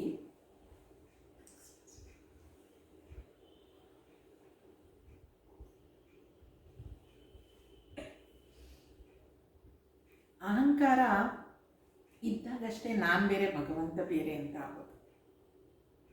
ಯಾವಾಗ ಆ ಅಹಂಕಾರನೇ ಇಲ್ವೋ, ಎಲ್ಲವೂ ನೀನೇ ಅಂತ ಆಗೋಗುತ್ತೋ, ಅದು ತನ್ಮಯತೆ. ನಾನು ಭಗವಂತ, ಭಕ್ತ ಭಗವಂತ ಬೇರೆ ಆಗದೇ ಇದ್ದರೆ ಅದು ತನ್ಮಯತೆ. ಆ ಪರಾಭಕ್ತಿಯನ್ನು ಹೊಂದಿದ ಭಕ್ತ ತನ್ಮಯನಾಗಿರ್ತಾನೆ. ಯಾವುದ್ರಲ್ಲಿ ತನ್ಮಯನಾಗಿರ್ತಾನೆ? ಭಗವಂತನ ಭಕ್ತಿಯಲ್ಲಿ ತನ್ಮಯನಾಗಿರ್ತಾನೆ. ಬೇರೆ ಏನೇನೋ ಯೋಚನೆ ಮಾಡ್ತಾ ಅಲ್ಲ, ಭಗವಂತನಲ್ಲಿ ಸಂಪೂರ್ಣವಾಗಿ ಲೀನ ಆಗಿರ್ತಾನೆ. ಹಾಗೆ ಲೀನ ಆಗಿರುವಂಥವನು ಏನು ಮಾಡ್ತಾನೆ? ಮುಂದಿನ ಸೂತ್ರದಲ್ಲಿ ಹೇಳೋದೇನೋ, ಮೋದಂತೆ ಪಿತರೋ ನೃತ್ಯಂತಿ ದೇವತಾಃ ಸನಾಥಾಚೇಯಂ ಭೂರ್ಭವತಿ. ಗತಿಸಿ ಹೋದ ಪೀಳಿಗೆಗಳು ಧನ್ಯತೆಯಲ್ಲಿ ಕೊಂಡಾಡುತ್ತವೆ. ಸುರಲೋಕದ ದೇವಾನುದೇವತೆಗಳು ಆನಂದದಲ್ಲಿ ನರ್ತಿಸುತ್ತಾರೆ ಮತ್ತು ಈ ಭುವಿಯು ಒಬ್ಬ ರಕ್ಷಕನನ್ನು ಕಂಡುಕೊಳ್ಳುತ್ತದೆ. ಎಷ್ಟು ಸುಂದರವಾಗಿ ಹೇಳ್ತಾರೆ ನೋಡಿ. ಅಂತಹ ಆ ಪರಾಭಕ್ತಿಯನ್ನು ಹೊಂದಿರುವಂತಹ ಪರಾಭಕ್ತ. ಆ ನೋಡಿ, ಪೃಥ್ವಿ ಕೂಡ ಅಂದರೆ ಈ ಭೂಮಿ ಕೂಡ ಅನಾಥ ಪ್ರಜ್ಞೆ ಇರುತ್ತಂತೆ. ಹಿಂದಿನ ಸೂತ್ರದಲ್ಲಿ ನೋಡಿದ್ವಿ ನಾವು, ಶಾಸ್ತ್ರಗಳು ಅಂತಹ ಸದ್ಗುರುವಿಗೆ ಕಾಯ್ತಾ ಇರುತ್ತೆ. ಪೃಥ್ವಿ ಕೂಡ ಅಂತಹ ಮಹಾತ್ಮರ ಹುಟ್ಟಿಗಾಗಿ, ಜನನಕ್ಕಾಗಿ ಕಾಯ್ತಾ ಇರುತ್ತೆ. ಏಕೆ? ಆ ಪೃಥ್ವಿಯನ್ನು ರಕ್ಷಿಸುವಂಥ, ಪೃಥ್ವಿ ಅಂತಂದರೆ ಭೂಮಿಯನ್ನು ರಕ್ಷಿಸೋದು ಅಂತಲ್ಲ, ಭೂಮಿಯಲ್ಲಿರುವ ಜನರನ್ನು ರಕ್ಷಿಸೋದು ಅಂತ. ಅವರನ್ನು ರಕ್ಷಿಸಲಿಕ್ಕೋಸ್ಕರ ಅಂಥವನ ಹುಟ್ಟು ನಮಗೆ ಬೇಕಾಗುತ್ತೆ ಅಂತ. ಆ ಭಕ್ತರು ಹುಟ್ಟಿದಾಗ ನೋಡಿ ಏನು ಹೇಳ್ತಾರೆ, ಗತಿಸಿದ ಪೀಳಿಗೆಗಳು ಧನ್ಯತೆಯಲ್ಲಿ ಕೊಂಡಾಡುತ್ತವೆ. ಈಗ ಬುದ್ಧ, ಗೌತಮ ಬುದ್ಧ, ಬಹಳಷ್ಟು ಜನ ಗುರು ಹಿರಿಯರು ನಮ್ಮಲ್ಲಿ ಏನು ಬಂದರು ಪರಂಪರೆಯಲ್ಲಿ. ಮೀರಾಬಾಯಿ ಇರ್ಬೋದು, ರಾಮಕೃಷ್ಣ ಪರಮಹಂಸರಿರ್ಬೋದು, ವಿವೇಕಾನಂದರಿರ್ಬೋದು, ಅವರೆಲ್ಲ ಮಾಡಿರೋದನ್ನು ರಮಣ ಮಹರ್ಷಿಗಳಿರ್ಬೋದು, ಈ ಕಡೆ ಸಾಗರದ ಕಡೆ ಈಗ ಸಿದ್ದೇಶ್ವರ ಸ್ವಾಮೀಜಿಯವರು, ಈಗ ಎಷ್ಟೊಂದು ಜನ ಇದ್ದಾರೆ ಆ ಥರ. ಆ ಸ್ವಾಮಿ ಆ ಥರ ಭಕ್ತರೆಲ್ಲರೂ ಇದ್ದು ಹೋಗಿದ್ದನ್ನು, ಅವರು ಕಲಿಸಿದ್ದನ್ನು ಏನು ಮಾಡುತ್ತೆ, ಆ ಪೀಳಿಗೆಗಳು ಧನ್ಯತೆಯಿಂದ ಕೊಂಡಾಡ. ಅಂಥವ್ರ ಜೊತೆ ಇದ್ವಿ ನಾವು, ಅಂಥವ್ರನ್ನ ನೋಡಿದ್ವಿ, ಅಂಥವರಿಂದ ಉಪದೇಶ ಪಡ್ಕೊಂಡ್ವಿ ಅಂತ ಹೇಳಿ ಆ ಧನ್ಯತೆಯಿಂದ ಕೊಂಡಾಡ್ತಾರಂತೆ. ಸುರಲೋಕದ ದೇವಾನುದೇವತೆಗಳು ಆನಂದದಲ್ಲಿ ನರ್ತಿಸ್ತಾರೆ.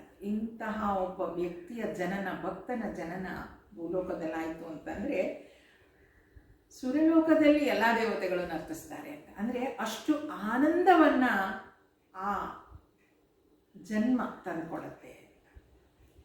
ಭೂಮಿ ತನಗೊಬ್ಬ ರಕ್ಷಕ. ನೋಡಿ, ಯಾಕೆ ಇಂತಹ ಭಕ್ತರೇ ರಕ್ಷಣೆ ಮಾಡ್ತಾರೆ ಅಂತ ಹೇಳಿದ್ರೆ, ಅವರು ತಮ್ಮಲ್ಲಿರುವ ಆ ಪ್ರೀತಿ ಪ್ರೇಮವನ್ನು ಎಲ್ಲ ಕಡೆಗೆ ಹರಡ್ತಾ ಹೋದ ಹಾಗೆ ಅಲ್ಲಿರುವಂತಹ ಕಾಮ, ಕ್ರೋಧ, ಲೋಭ, ಮದ, ಮತ್ಸರ ಇವೆಲ್ಲವೂ ಕಡಿಮೆ ಆಗ್ತಾ ಹೋಗುತ್ತೆ. ಅದು ಕಡಿಮೆ ಆಗ್ತಾ ಹೋದ ಹಾಗೆ ಅಲ್ಲಿ ಅವರನ್ನು ಅವರು ರಕ್ಷಿಸ್ಕೊಳ್ಳಿಕ್ಕೆ ಶುರುವಾಗ್ತದೆ. ಅವರನ್ನು ಅವ್ರು ರಕ್ಷಿಸ್ಕೊಳ್ಳೋಕ್ಕೆ ಶುರು ಆಯಿತು ಅಂತ ಅಂದ್ಕೊಳ್ಳೆ ಆ ಪೃಥ್ವಿ ಕೂಡ, ಆ ಭೂಮಿ ಕೂಡ ರಕ್ಷಿತ ಆಗತ್ತೆ ಅಂತ ಹೇಳ್ತಾರೆ. ಸಂತ ಕಬೀರ ಇರ್ಬೋದು, ಅವನು ಮಾಡ್ತಾ ಇದ್ದಿದ್ದ ಕೆಲಸ ಏನೇ ಇದ್ದರೂ ಕೂಡ ಅವನ ಜೀವನ, ಅವನ ಸುತ್ತಲೂ ಇರುವವರಲ್ಲಿ ಎಷ್ಟು ಪ್ರಭಾವವನ್ನು ಬೀರ್ತು. ಇವತ್ತು ಕೂಡ ನಾವು ಆ ಕಬೀರರ ಕಥೆಗಳನ್ನು ಓದಿದರೆ, ಜೀವನ ಚರಿತ್ರೆಯನ್ನು ಓದಿದರೆ ಗೊತ್ತಾಗುತ್ತೆ ನಾವೇನು ಅಂತ. ಈ ಭಕ್ತಿಗೆ ಯಾವುದೇ ರೀತಿಯ ಧರ್ಮ ಇರೋದಿಲ್ಲ. ಅಂದರೆ ಹಿಂದೂನ, ಮುಸ್ಲಿಮ, ಕ್ರಿಶ್ಚಿಯಾನಿಟಿ ಧರ್ಮನ ಆ ಥರ ಏನೂ ಇಲ್ಲ. ಭಕ್ತಿ ಒಂದೇ ಧರ್ಮ, ಪ್ರೀತಿ ಒಂದೇ ಧರ್ಮ. ಅಲ್ಲಿ ಅದು ಭಗವಂತ ಮತ್ತು ಭಕ್ತನ ಸಂಬಂಧ ಏನಿದೆ ಅದು ಭಕ್ತಿ ಧರ್ಮ. ವಿಭೀಷಣ ನೋಡಿ, ಅವನು ರಾಕ್ಷಸ ಕುಲದಲ್ಲಿ ಹುಟ್ಟಿದ್ರೂ ಕೂಡ ಅವನು ಭಗವಂತನನ್ನು ಭಕ್ತಿ ಮಾಡ್ತಾ ಇದ್ದ.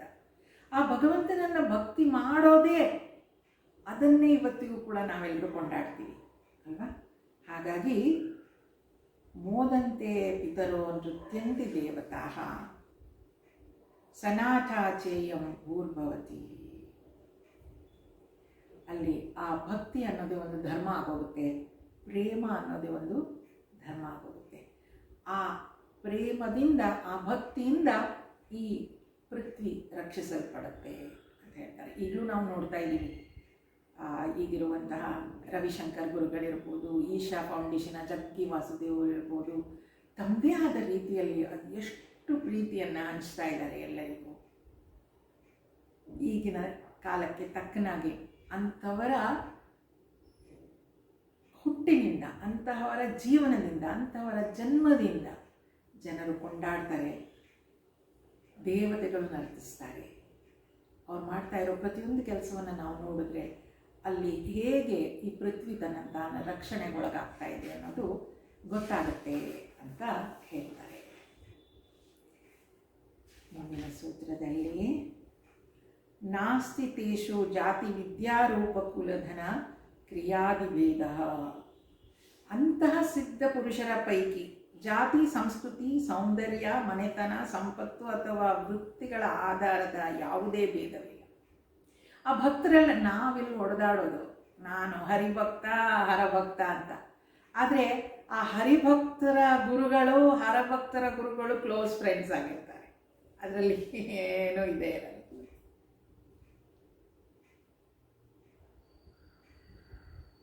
ಕ್ರಿಶ್ಚಿಯಾನಿಟಿ ಇರ್ಬೋದು, ಮುಸ್ಲಿಂ ಧರ್ಮ ಇರ್ಬೋದು, ಆ ಗುರುಗಳು ಫ್ರೆಂಡ್ಸ್ ಆಗಿರ್ತಾರೆ. ಇಲ್ಲಿ ಕೆಳಗಡೆ ಇವ್ರು ಯಾರು ಅಂತ ಇರ್ತಾರೆ.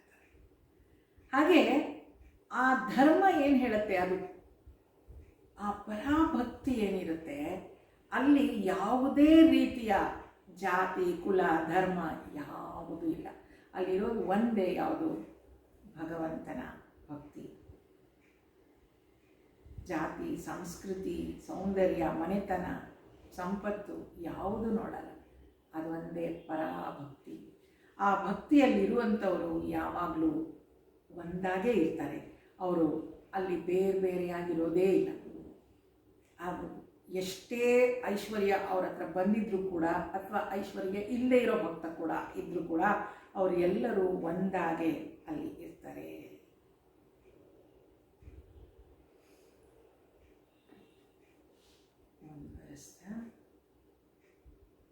ಯತಸ್ತದೀಯಾಹ, ಏಕೆಂದರೆ ಅದು ಪರಮಾತ್ಮನ ದಿವ್ಯ ನಿಜ ಸ್ವರೂಪವಾಗಿದೆ. ಏನಾಗಿದೆ? ಅದು ಪರಮಾತ್ಮನ ನಿಜವಾದ ದಿವ್ಯ ಸ್ವರೂಪ ಏನಿದೆ, ಅಲ್ಲಿ ಯಾವುದೇ ರೀತಿಯ ಭೇದ ಭಾವಗಳಿಲ್ಲ. ಭೇದ ಭಾವಗಳಿಲ್ಲ ಅಂತ ಹೇಳಿದ್ರೆ ಏನು? ಅಲ್ಲಿ ಅದು ಯಾವುದೇ ರೀತಿಯ ಏನು ಹೇಳ್ತಾರೆ, ನೀ ಕೀಳು, ನಾನು ಹೆಚ್ಚು, ನೀನು ಆ ದೇವರನ್ನು ಪೂಜಿಸ್ತಿದ್ಯಾ, ನಮ್ಮ ದೇವರು ಹೆಚ್ಚು, ಆ ರೀತಿ ಎಲ್ಲ ಆ ಗುರುಗಳಲ್ಲಿ ಭೇದ ಭಾವ ಬರೋದೇ ಇಲ್ಲ. ಆ ರೀತಿಯ ಭಕ್ತರಲ್ಲಿ ಅದೇನಿದ್ರು ಆ ಭೇದ ಯಾಕೆ ಬರೋದೇ ಇಲ್ಲ ಅಂತ ಹೇಳಿದ್ರೆ, ಪರಮಾತ್ಮನ ದಿವ್ಯ ನಿಜ ಸ್ವರೂಪವಾಗಿದೆ. ಯಾವುದದು? ಆ ಪರಾಭಕ್ತಿ. ಈ ಪರಾಭಕ್ತಿಯಲ್ಲಿ ನಾವು ಇದ್ದರೆ, ಸತ್ಸಂಗದಲ್ಲಿದ್ದರೆ, ಅಥವಾ ಈ ತಮಸ್ಸು ರಜಸ್ಸು ಸತ್ವಗುಣಕ್ಕೆ ನಾವು ನಮ್ಮ ಮಾರ್ಪಾಡನ್ನು ಮಾಡ್ಕೊಳ್ತಾ ಹೋಗೋದಾದರೆ, ಆ ಪರಾಭಕ್ತಿಯ ಕಡೆ ನಾವು ಹೋಗೋದಾದರೆ, ನಮ್ಮನ್ನು ನಾವು ಮೆಷರ್ ಮಾಡ್ಕೊಳ್ಳೋದು ಹೇಗೆ ಅಂತಂದರೆ, ನಮ್ಮಲ್ಲಿ ಪ್ರಸನ್ನತೆ ಹೆಚ್ಚಾಗಬೇಕು, ಪವಿತ್ರ ಭಾವನೆಗಳು ಹೆಚ್ಚಾಗಬೇಕು, ಪರಮಾತ್ಮನ ನಿಕಟತೆ ಅಂದರೆ ಪರಮಾತ್ಮನ ಹತ್ತಿರ ನಾವು ಹೋಗ್ತಾ ಇದ್ದೀವಿ ಅನ್ನೋ ಅನುಭವ ನಮಗಾಗಬೇಕು. ಆಗ ನಾವು ಸರಿಯಾದ ದಾರಿಯಲ್ಲಿ ಹೋಗ್ತಾ ಇದ್ದೀವಿ ಅಂತ. ಏನೇನಂತ? ನಮ್ಮಲ್ಲಿ ಪ್ರಸನ್ನತೆ, ಸಂತೋಷವಾಗಿರುವಂಥದ್ದಾಗಬೇಕು. ಪವಿತ್ರತೆ ಹೆಚ್ಚಬೇಕು. ಪವಿತ್ರತೆ ಅಂತ ಹೇಳಿದರೆ ಯಾರಲ್ಲೂ ಏನನ್ನೂ ಕೆಟ್ಟದ್ದು ಕಾಣದೇ ಇರೋದು ಪವಿತ್ರತೆ. ನನ್ನಲ್ಲಲ್ದಲೇ ಬೇರೆಯವರಲ್ಲೂ ಕೆಟ್ಟದ್ದನ್ನು ಕಾಣದೇ ಇರೋದು ಪವಿತ್ರ. ಮತ್ತು ಪರಮಾತ್ಮನ ಹತ್ರ ನಾನು ಹೋಗ್ತಾ ಇದ್ದೀನಿ ಅನ್ನೋ ಅನುಭವ ನನಗಾಗಬೇಕು. ಆ ಅನುಭವ ಹೇಗಾಗುತ್ತೆ? ಎಲ್ಲೆಲ್ಲೂ ಭಗವಂತನನ್ನೇ ನೋಡ್ತಾ ಇರ್ತೀನಿ ನಾನು. ಭಗವಂತನನ್ನು ಬಿಟ್ಟರೆ ಬೇರೆ ಏನು ನಾನು ನೋಡೋದೇ ಇಲ್ಲ. ಈ ಮೂರೂ ಆದಾಗ ಏನಾಗುತ್ತೆ? ನಾನು ಸರಿಯಾದ ದಾರಿಯಲ್ಲಿ, ಭಕ್ತಿ ಮಾರ್ಗದಲ್ಲಿ ಹೋಗ್ತಾ ಇದ್ದೀನಿ ಅನ್ನೋದು ಸ್ಪಷ್ಟ ಆಗುತ್ತೆ. ಆ ಭಗವಂತನನ್ನು ಬೇರೆ ಯಾವುದೇ ಕಾರಣಕ್ಕೂ ಪ್ರೀತಿಸ್ತೇವೆ. ಭಗವಂತನಿಗಾಗಿ ಪ್ರೀತಿಸ್ತಾ ಇದ್ದಾಗ ಮಾತ್ರ ಈ ಪ್ರಸನ್ನತೆ, ಪವಿತ್ರತೆ ಮತ್ತು ಅವನ ನಿಕಟ ಸಂಬಂಧ, ಅವನ ಹತ್ರ ಹೋಗುವಂತಹ ಒಂದು ಅವಕಾಶ ನಮ್ದಾಗತ್ತೆ. ಯತಸ್ತದೀಯಾಹ, ಅದು ಪರಮಾತ್ಮನ ದಿವ್ಯ ನಿಜ ಸ್ವರೂಪ. ಇದು ಪರಾಭಕ್ತಿಯ ಶ್ರೇಷ್ಠತೆ. ಈ ಶ್ರೇಷ್ಠತೆಯನ್ನು ನೋಡಬೇಕು ಅಂತಂದರೆ ನಮ್ಮಲ್ಲಿ ನಾವು ಆ ಗಂಟೆ ಹೊಡೆಯೋದನ್ನು ಅನುಭವಿಸಬೇಕು. ಆ ಗಂಟೆ ಹೊಡೆಯೋದು ಅಂತಂದರೆ ಏನು? ಮಾತಿನಲ್ಲಿ ಮಾಧುರ್ಯ, ಮನಸ್ಸಿನಲ್ಲಿ ಉಲ್ಲಾಸ, ಶರೀರದಲ್ಲಿ ವಿನಯ. ಇದಿಷ್ಟನ್ನು ಇಟ್ಕೊಂಡು ನಾವು ಯಾವಾಗಲೂ ಇರಲಿಕ್ಕಾಗತ್ತೆ ಅನ್ನೋದಾದರೆ ಪ್ರಯತ್ನ ಮಾಡಿ ನೋಡಿ. ಆ ಗಂಟೆ ಹೊಡೆಯೋ ಶಬ್ದ ಖಂಡಿತ ಕೇಳಿಸುತ್ತೆ. ಎಲ್ಲರೂ ಪ್ರಯತ್ನ ಮಾಡಿ. ಯಾರ್ಯಾರಿಗೆ ಈಗಾಗಲೇ ಗಂಟೆ ಹೊಡೆದಿರಲಿ, ಯಾರಿಗೆ ಹೊಡೆದಿಲ್ಲ ಮುಂದಿನ ಸಲ ಅದನ್ನು ನನಗೆ ಹೇಳಿ, ಹೊಡಿತಾ ಇಲ್ವಾ ಅಂತ ನೋಡಿಕೊಂಡು. ಆ ಅನುಭವಗಳು, ಆ ಕಂಠಾವರೋಧನ ಅದೆಲ್ಲ ಆಗದು ಆ ಭಕ್ತನಾದಾಗ ಮಾತ್ರ. ಅದೊಂದು ಸುಂದರ ಅನುಭವ. ಅದನ್ನು ನಾನು ಅವೆಲ್ಲವೂ ಭಾವನೆಗಳು, ಜ್ಞಾನ ಲಾಜಿಕ್ಗೆ ಹೋಗ್ಬಿಟ್ರೆ ಸಿಗಲ್ಲ. ಅದು ಆ ಭಾವನೆಗಳನ್ನು ತುಂಬಿಕೊಂಡಾಗ ಅದು ಸುಂದರ ಅನುಭವ ಆಗುತ್ತೆ. ಆ ಅನುಭವವೇ ಎಲ್ಲ ಕಡೆ ನಾವು ಹರಡಲಿಕ್ಕೆ ಇಷ್ಟ ಕೂಡ ಆಗುತ್ತೆ. ಅದೇ ಪರಾಭಕ್ತಿ ನಾರದ ಮಹರ್ಷಿಗಳು ಹೇಳೋದು. ಮತ್ತೆ ಮುಂದುವರಿಸೋಣ. ಸರ್ವೇ ಭವಂತು ಸುಖಿನಃ, ಸರ್ವೇ ಸಂತು ನಿರಾಮಯಾಃ, ಸರ್ವೇ ಭದ್ರಾಣಿ ಪಶ್ಯಂತು, ಮಾ ಕಶ್ಚಿತ್ ದುಃಖಭಾಗ್ ಭವೇತ್. ಅಸತೋ ಮಾ ಸದ್ಗಮಯ, ತಮಸೋ ಮಾ ಜ್ಯೋತಿರ್ಗಮಯ, ಮೃತ್ಯೋರ್ಮಾ ಅಮೃತಂಗಮಯ. ಓಂ ಶಾಂತಿ ಶಾಂತಿ ಶಾಂತಿ. ಹರಿ ಓಂ. ಶ್ರೀ ಗುರುಭ್ಯೋ ನಮಃ. Hari Om.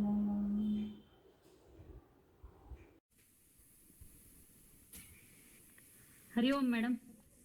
Hari Om madam. Hari Om madam. Hari Om madam. Hari Om. Hari Om. Hari Om. Hari Om. Hari Om madam. Hari Om. Hari Om madam. Hari Om. Hari Om. Hari Om madam. Hari Om madam. Sankranti ಹಬ್ಬದ ಶುಭಾಶಯಗಳು. Thank you. ಶಿರಸಿ. ವೈಕುಂಠ ಏಕಾದಶಿಗೆ ತುಂಬಾ ಚೆನ್ನಾಗಾಯ್ತು ಇದು. Thank you. Hari Om madam. Hari Om.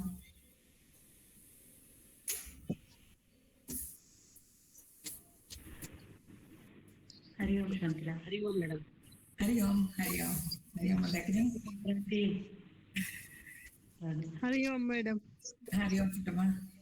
Thank you. Hari Om madam. Hari Om. Hari Om. Hari Om ಬ್ರಹ್ಮರ. ಹರಿ ಓಂ. ಹರಿ ಓಂ.